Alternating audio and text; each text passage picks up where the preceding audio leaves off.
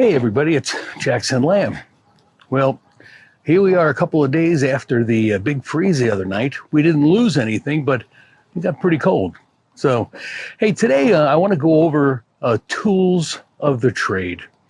You know, whether you're doing little containers in your windowsill, in your kitchen, you might be in an apartment or a studio that you don't have a lot of room. Or, you know, you might be... you might have access to a big backyard. Maybe you have access to something bigger. Let me just go over a lot of the things that I use and other things that I don't use yet.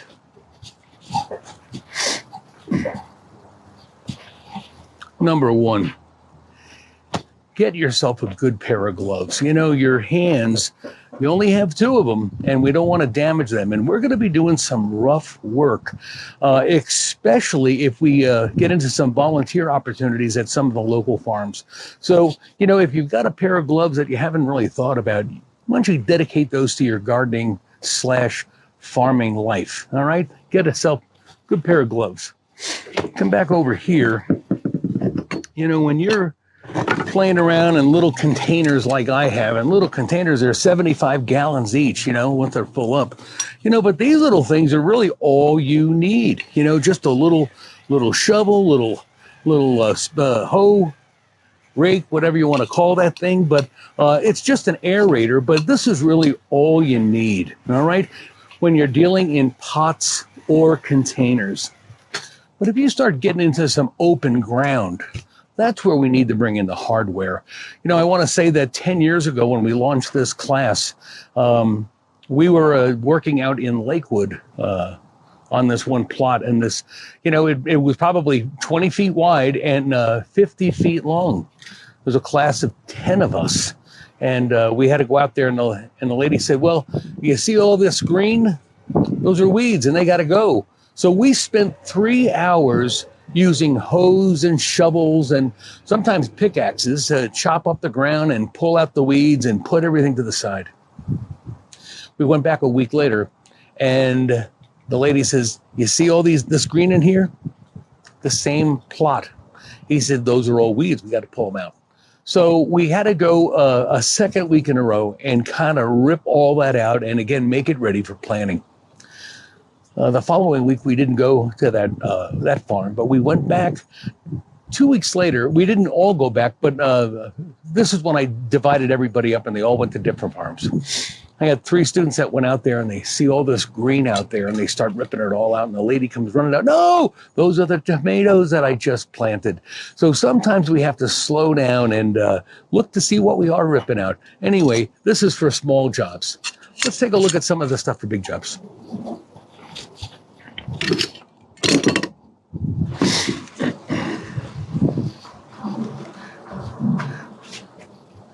Well, you know, when we've got to get into some hard dirt and we want to be busting that up, it's really a twofold process. And hold on a second.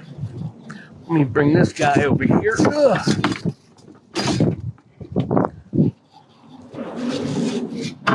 You know, you may think a shovel is a shovel is a shovel.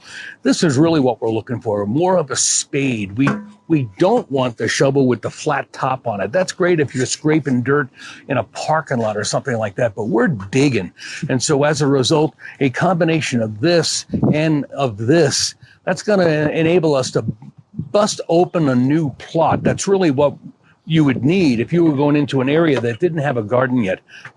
Or, of course, we could have mechanical means. We could come in with a rototiller and all that.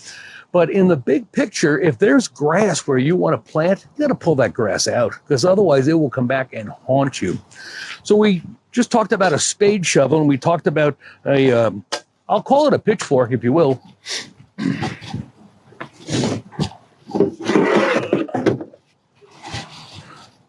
Oh, man. I call it a pickaxe. Another word is a mattock, but I've got a little bit of a chopper on this and a breaker on this side, and I've got 2 of them. So again, when we are trying to get into virgin territory, there are times we're going to have to bust things up. So shovel, pitchfork, mattock / pickaxe. Sure, it's a rake. It's a stubby rake. It's the shortest one in town. But I have a need for not a long handle. I have a need for a short handle as well. So I've got a long-handled rake and I've got a short-handled rake. All right? All right, there goes my gardener. She's running around the house here. Okay, we get into other things. Once we're starting to make furrows. Oh, there's a great word for you, a furrow. That is that mound that we see in gardens, has a run the length of the garden.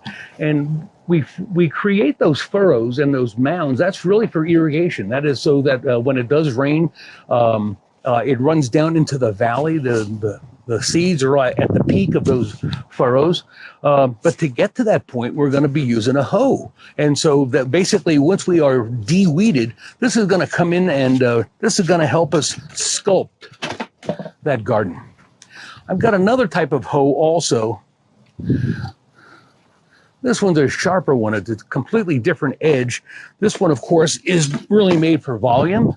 This is for detailed work. So, you know, it's important that we have the right tool for the right job. All right? Here's one you might not have seen. Looks like a stirrup. Look at that. Put my hand right through that. This is called a Hula Hoe. What? Never heard of this one before. This is designed, look at this. You scrape, here's the ground. You come along and you scrape like this. You can scrape about an inch below surface, trying to get the grass out, clips all the roots. It's a great way to go. It's great for taking weeds out also, but it's really designed to be able to undercut under the top of the turf. So that's a Hula Hoe. All right, other tricks of the trade here. You know, we talked about irrigation last week, but there are times when I've got to have the old watering can. So that is yet another one of those tools that handy to have around. House rules, if you empty it, fill it up immediately so it's always ready to go. A few other electronics. Of course, I got the big blower here. I do everything electric also. I see, see a lot of the gardeners and they got the gas-powered blowers and they got the gas-powered edgers. My thought is, I got a 100-foot extension cord. I can reach everywhere on the farm here, so that works out for me. So, leaf blower. There it goes. A few other things. For a lot of the harvesting that we'll do, we need little guys like this, okay? And, I can't seem to find them inexpensively. They're all usually between $10 and $20, but it's important that we keep them clean, too. Cleanliness is another thing. We're working with food in a raw state. If I'm cutting my tomato vines or my green zucchini with rusty utensils, that's not good, and it's not going to be good for the life of that zucchini. So, clippers, very good to have. Keep them sharp and keep them clean. We get into anything a little bit heavier. Well, how about this? This is just a pair of shears, but I'll get to a point where my tomatoes are too big. I'm going to have to cut off a couple of limbs. I'll use something like this just to make sure that I'm trimming properly and getting the job done. When I get into a situation where it's a little heavier, I got to bring in bypass loppers. I'll tell you what, in the fall, when I'm trying to pull these tomatoes out, the main roots are so gnarly, the clippers won't even cut them. That's why I've got to have bypass loppers. We also use this to trim the bushes around the house. We've got rose bushes that are out of control up on the front 40, so we use it for that as well. One last thing. More hardware, electric trimmer. This is the buzz cutter. We can really take down anything with this. You can see that I've got lilac bushes here. I've got rose bushes over there. I've got daylilies around here. So, not only am I trying to be prepared for gardening, but I'm trying to be prepared for everything that's agricultural at home. Hey, kind of fun. I didn't mention this, but here's the old wheelbarrow. You never know. You would never know that you needed a wheelbarrow until all of a sudden you say, man, I need a wheelbarrow. So that's the second one I've had in 10 years. And you buy them, you break them, you get a new one.